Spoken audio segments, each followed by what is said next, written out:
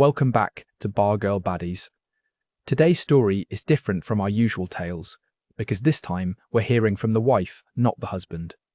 This is about Sarah, 31 years old from Vancouver, who followed her husband to Thailand for what was supposed to be their dream adventure together, a fresh start in paradise after years of grinding through corporate life in Canada. But within 6 months of landing in Bangkok, she found herself fighting an invisible war against women who saw her marriage as nothing more than an opportunity, and a husband who started to believe the lies whispered in his ear about Western wives versus Thai women. Before we get into it, I want you to do something for me. Drop a comment right now telling me where you're watching from, especially if you've ever moved abroad with a partner, and if he's ever felt your relationship threatened, not by one person, but by an entire cultural narrative telling your partner they deserve better than you. Hit that like button. Subscribe if you want more real stories about the complicated reality of expat life, because this one is going to show you how quickly paradise can turn into a battlefield when your marriage becomes everyone else's business. This email came to us 5 weeks ago. Sarah doesn't live in Thailand anymore. She's back in Vancouver, rebuilding her life, trying to make sense of what happened to a marriage she thought was solid. But she wanted her story told because she keeps seeing other expat wives going through the same thing, fighting the same invisible fight, and nobody's talking about it. So here it is, in her own words. Let me tell you who we were before Thailand. My husband David and I met at the University of British Columbia when we were both 21. I was studying computer science, he was in software engineering. We were in the same study group for an algorithms course and started dating 3 months later. It was one of those easy relationships from the start. We made each other laugh, wanted the same things, balanced each other out. He was more outgoing and spontaneous. I was more organized and practical. It worked. We graduated, both got jobs at tech companies in Vancouver, moved in together after 2 years, got married after 3 more. Our wedding was small and perfect, just family and close friends, at a venue overlooking the water. We honeymooned in Japan for 2 weeks and came back ready to build our lives together. That was 7 years ago. Vancouver is beautiful, but it's brutal if you're trying to build a life there. We both had decent salaries, me as a product manager and David as a senior developer. But between rent and student loans and the insane cost of everything, we were barely saving. We lived in a tiny 1-bedroom condo in Mount Pleasant that cost us $2,800 a month. We worked 50 to 60-hour weeks, commuted through rain and traffic, came home exhausted, ordered takeout because neither of us had energy to cook, watched Netflix until we passed out, then did it all again the next day. Our relationship became functional rather than romantic. We were good roommates and reliable partners, but we weren't connecting anymore. Sex dropped off to maybe once every 2 weeks, then once a month. We'd have the same circular conversation about needing to prioritize quality time together. Then life would get busy again and nothing would change. We weren't fighting or unhappy exactly, just kind of numb. Going through motions. I remember one night in February, both of us sitting on our couch after another 12-hour workday, eating pad thai from the place down the street. And David just said, "What are we doing?" Not in an angry way, more confused and sad. We're working ourselves to death to afford a life we don't even enjoy. We barely see each other. When's the last time we actually had fun? I didn't have an answer. We'd been so focused on doing everything right, climbing career ladders, being responsible adults, that we'd forgotten to actually live. That conversation stayed with me for weeks. I found myself crying in the bathroom at work sometimes, not because anything was wrong exactly, just because everything felt so pointless and heavy. David started watching YouTube videos about alternative lifestyles. Digital nomads, remote workers, people who'd escaped the traditional grind. He'd show me these channels, guys our age working from beaches in Bali or cafes in Lisbon, talking about how they'd tripled their quality of life by moving somewhere affordable. At first, I thought it was just fantasy, the kind of thing you watch to feel better about your real life without actually changing anything. But David became obsessed with it, started calculating costs of living in different countries, researching visa options, looking into which tech companies offered remote positions. Thailand kept coming up in his research, Bangkok specifically. Massive expat community, incredible food, modern infrastructure, fast internet, cheap cost of living, always warm. He'd show me apartments that were twice the size of our Vancouver place for half the rent. Show me blog posts from couples who'd made the move and said it saved their relationships. I was skeptical at first. Moving halfway around the world seemed extreme. What about our careers, our families, health insurance? What if we hated it? But the more David talked about it, the more I started to imagine what our lives could be like. Working from home together instead of commuting separately to soulless offices. Having actual disposable income. Time to explore and travel. Waking up without that weight on my chest. We spent 6 months researching properly. Read expat blogs, joined Facebook groups for Canadians living in Thailand, had video calls with couples who'd made similar moves. Everyone said the same things. Bangkok was amazing for couples. You could afford a beautiful apartment, eat out every night, have a maid come twice a week, take weekend trips to islands, all while saving more money than you ever could in Canada. The work-life balance was transformative. The weather alone made people happier. The Facebook groups for expat couples seemed especially supportive. Wives posting about how much happier their marriages were after moving, how much more time they had for their partners, how the slower pace and lower stress brought back the connection they'd lost. It all sounded exactly like what we needed. We both approached our companies about going remote. I was surprised when my product manager role approved it pretty easily. They'd been moving toward distributed teams anyway. David had to change companies, but found a fully remote senior developer position with a startup that didn't care where he worked from. We gave our landlord notice, sold most of our furniture, put the rest in storage, said temporary goodbyes to family and friends, and booked one-way tickets to Bangkok. I cried on the plane.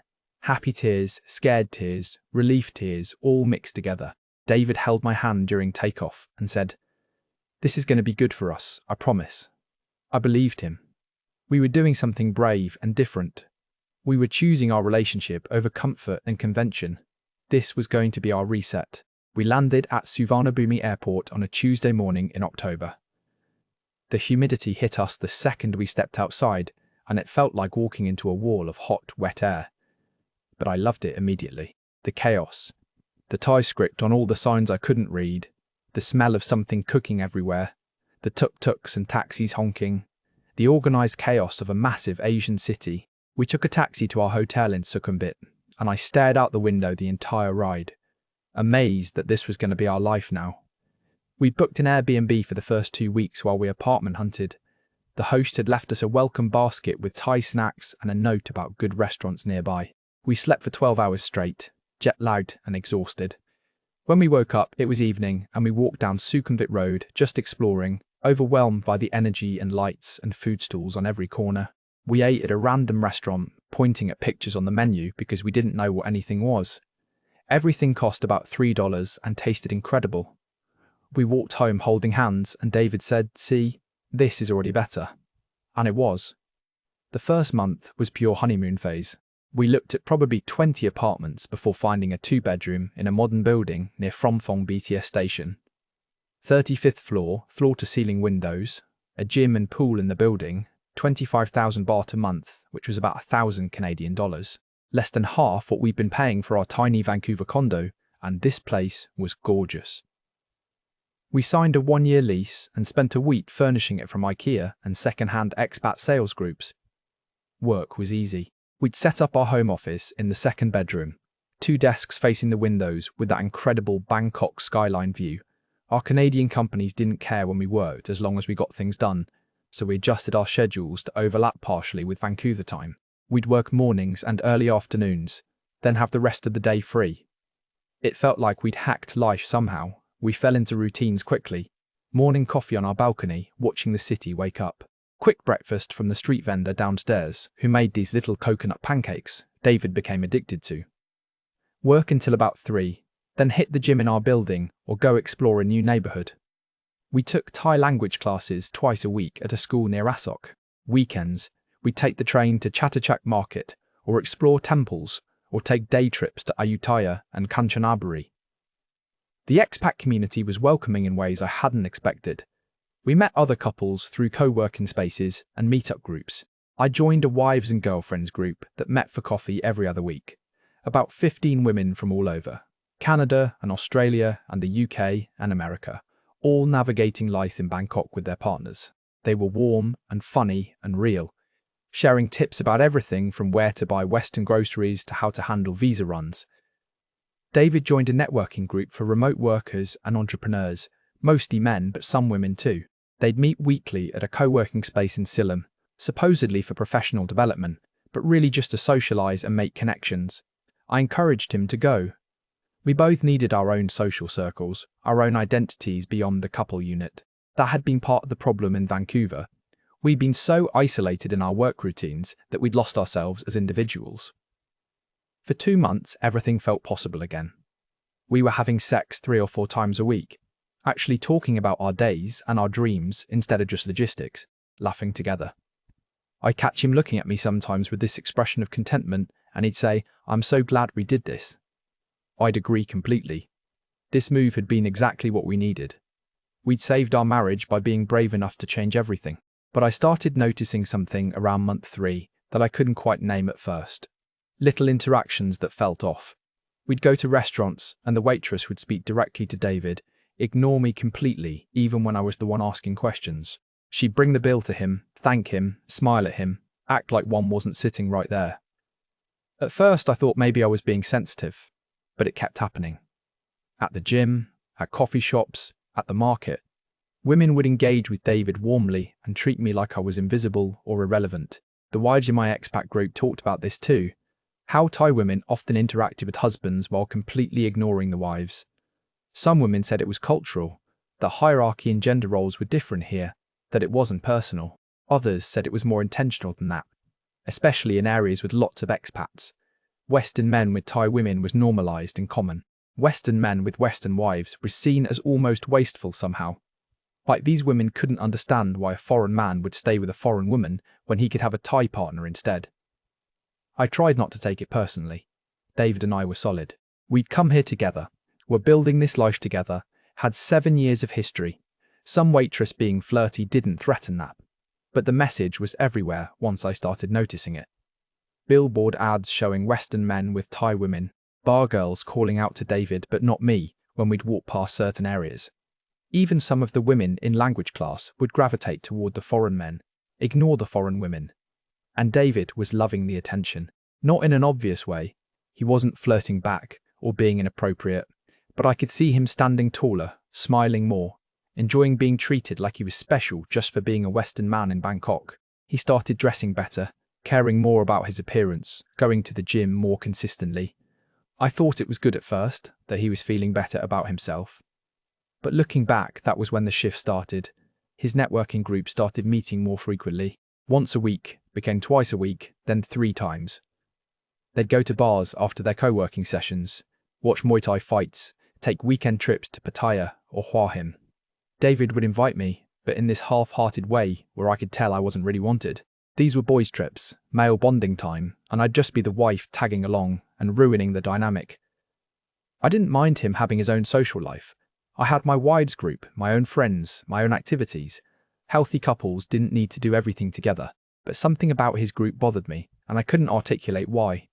The few times I did join, the conversation made me uncomfortable. A lot of talk about how great Thailand was for men, how much easier dating was here than back home, how Thai women were more feminine and traditional than Western women who'd been ruined by feminism.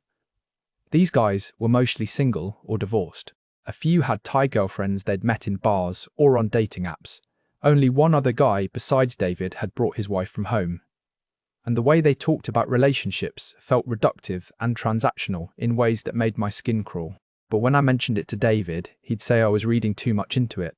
They were just joking around. I was being too sensitive. That phrase started coming up a lot. Too sensitive, too serious, too Western. Like being Western was becoming an insult in his mind. Something to overcome rather than just what we were. He started making comments about how relaxed everything was in Thailand compared to the uptight corporate culture in Canada, which was fine. That was partly why we moved. But then the comment shifted to being about people, specifically women. How chill Thai women were compared to stressed out Western women. How they smiled more, complained less, didn't make everything difficult. I pushed back gently, point out that we were seeing people in service roles who were literally paid to be pleasant, that we weren't seeing the full reality of anyone's life, that we were romanticizing things. He'd accuse me of being defensive or negative, of not embracing the culture, of being exactly the kind of uptight Western woman he was talking about. That hurt more than I wanted to admit. By month 4, I could feel him pulling away emotionally, even though we were living in the same apartment. He'd work with his office door closed now, instead of us working companionably in the same room. He was on his phone constantly, messaging his group chat, laughing at things he wouldn't share with me. When I'd ask about his day, he'd give one-word answers. When I tried to initiate sex, he'd say he was tired or stressed about work, but he didn't seem tired when he was getting ready to go out with his friends. The wives group became my lifeline during this period. Other women were going through similar things: the slow drift, the personality changes, the husbands who'd moved abroad and suddenly decided their Western wives weren't good enough anymore. We'd share stories over coffee, trying to figure out if we were overreacting or if something real was happening. Most of us felt crazy, caught between trusting our instincts and being told we were paranoid. One woman, Michelle from Australia, told us her husband had asked for an open relationship after 6 months in Bangkok, said monogamy was a Western construct and they should be more adventurous. She'd refused, and he'd moved out 2 weeks later, was now dating a 23-year-old he'd met at a bar. Another woman, Jennifer from the UK, said her husband hadn't cheated as far as she knew, but had become a completely different person, obsessed with status and money, critical of everything she did, constantly comparing her unfavorably to Thai women he barely knew. I kept telling myself, David and I were different. We had history, real love, a partnership built on equality and respect. Whatever he was going through was temporary, maybe culture shock or a midlife crisis, something we'd work through together. I just needed to be patient and understanding and not become the nagging wife he was pulling away from. But deep down, I knew something had broken. I just didn't know how bad it was yet. The real change in David started showing up in how he talked about our relationship. We'd be having a normal conversation about something small, like what to have for dinner or whether to renew our gym membership, and he'd make these little comments that felt like paper cuts. Oh, you want Italian again, of course, so demanding. Or, when I'd suggest we stay in on a Friday night instead of going out, he'd say, yeah, Western women love controlling their husbands' social lives. Always said with a half smile, like he was joking, but there was an edge underneath that wasn't funny. I started noticing how he talked about other couples we knew. Mark and his Thai girlfriend Bam were his favourite example of relationship goals. Mark was one of the guys from his networking group, 42 years old, divorced, had moved to Thailand 3 years ago. Bam was 26, worked at a hotel, lived with Mark in his condo near Nana. David would go on about how happy Mark seemed, how Bam took care of him, cooked for him, didn't complain about anything, just wanted him to be happy. How that's what relationships used to look like before Western women decided everything had to be equal and negotiated. I point out that Mark and Bam weren't equals, that the age gap and financial dynamic meant it wasn't even the same kind of relationship we had. David would say, that's exactly my point. You always need everything to be equal. You can't just let me be the man. I'd ask what that meant, let him be the man. We both always worked, both contributed. That was our partnership. He'd say, yeah. And maybe that was the problem. Maybe we'd been so worried about equality, we forgot about happiness. These conversations went in circles and always left me feeling confused and defensive. I tried to explain that I'd never stopped him from being himself, that equality didn't mean I was controlling him, that partnership meant we both mattered. He'd accuse me of not understanding Thai culture, of imposing Western feminist values on a place that didn't work that way. But we weren't Thai, we were Canadian. Our relationship had always been based on mutual respect and equal footing. Why was that suddenly wrong? His networking group started having more events that wives weren't invited to. Adventure weekends in Pattaya, guy trips to Koh Samui, pool parties at someone's place where it was just men and Thai women who were friends of friends. David would tell me about these trips after the fact, show me photos of beaches and boats and groups of people I didn't know. The women in these photos were always young and beautiful, wearing bikinis, draped over the guys, everyone drinking and laughing. He'd say it was just harmless fun, networking, building friendships, nothing for me to worry about. But I was worried. Not because I thought he was cheating, not yet, but because he was building an entire social life that excluded me and seemed designed to prove something. That he was desirable, that he had options, that being married to me wasn't his only path. Every time he came back from one of these trips, he'd be distant for days, almost resentful that he had to come back to regular life with me instead of staying in that party atmosphere. The financial dynamic started shifting too, in ways that felt deliberate. We'd always split expenses equally, both contributing to rent and groceries and bills.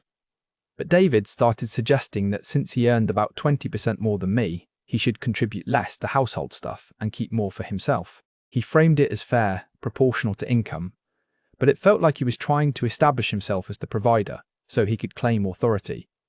Then he started making comments about how in Thai culture, men were expected to be providers, and women were grateful for it. How Thai women didn't demand their boyfriends split every bill 50-50, they appreciated being taken care of. How Western women had ruined gender dynamics by insisting on paying for everything themselves, making men feel like they weren't needed. I'd remind him that I had my own career, my own money, that I didn't need him to provide for me because we were partners, not dependents. He'd say exactly, "You don't need me for anything, so what's even the point?" That hurt more than anything else he'd said. The implication that because I was independent and capable, I was somehow making him feel worthless. I tried to explain that needing him emotionally and loving him was different from being financially dependent on him. That healthy relationships weren't about one person having power over another through money, but he'd already decided I didn't understand. That I was too Western, too feminist, too modern to get what men actually needed. The wives group told me I needed to confront him directly, have a serious conversation about where this was all heading. But I was scared. Scared that confronting him would prove his point that I was controlling and demanding. Scared that if I pushed too hard he'd leave. Scared that I'd already lost him and just didn't want to admit it yet. So I tried to be understanding, tried to give him space, tried not to be the nagging wife he seemed to be creating in his mind. Around month 5, I started noticing he was on his phone constantly, messaging people I didn't know. He'd changed his passcode, something we'd never done before, always had open phone policies because we trusted each other. When I asked about it, he said his work required better security now, nothing personal. But I'd see him smiling at messages, typing quickly, angling his phone away from me when I walked past.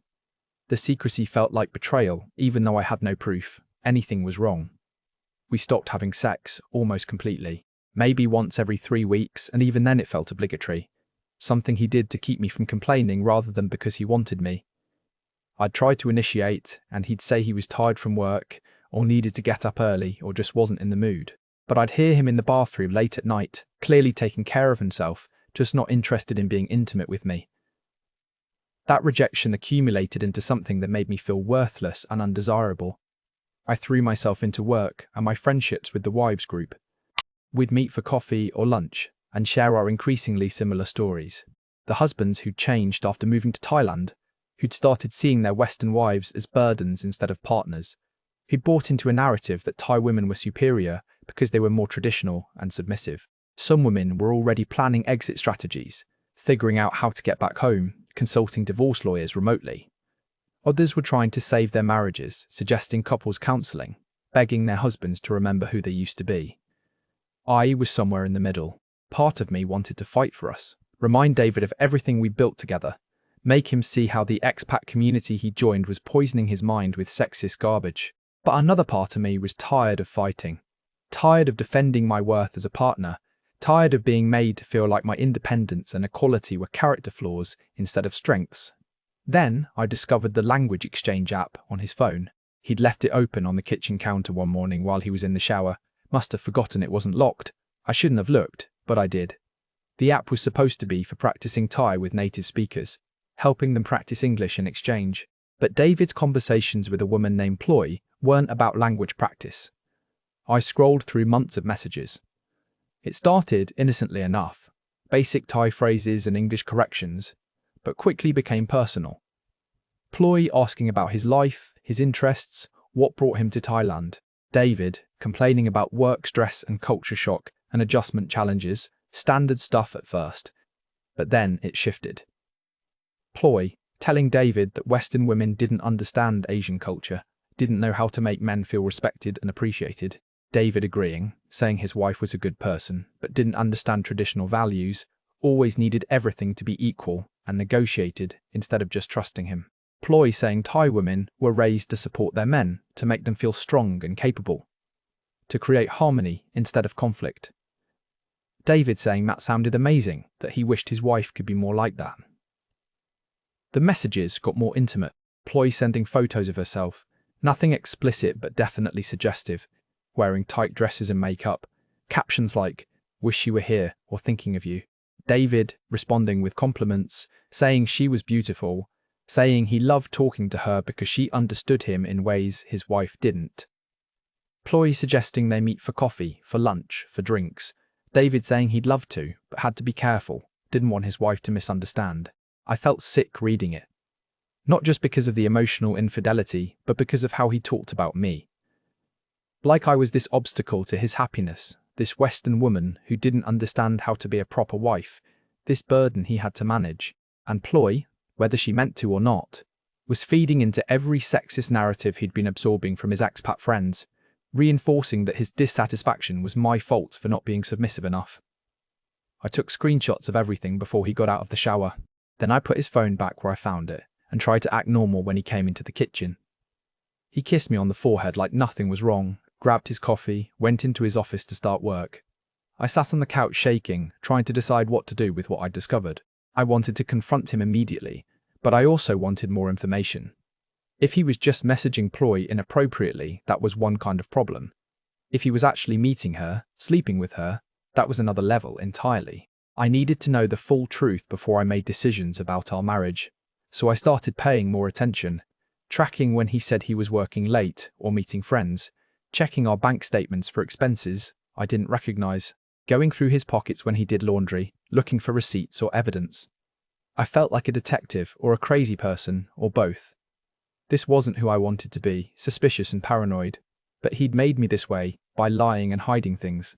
2 weeks after I found the messages with Ploy, David went out for drinks with his networking group on a Thursday night. Said they were meeting at a bar in Thong Lo, would be home by midnight.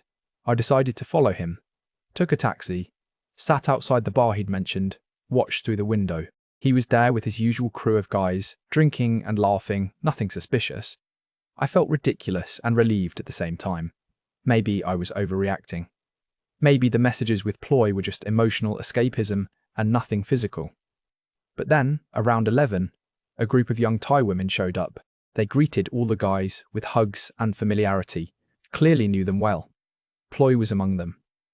I recognized her from her photos, petite and pretty, with long hair and a short dress. She went straight to David, hugged him, sat next to him, touched his arm when she talked to him. He didn't pull away. He leaned in, smiled at her the way he used to smile at me, acted like this was completely normal. I watched them for 20 minutes through that window. The way she'd whisper things in his ear.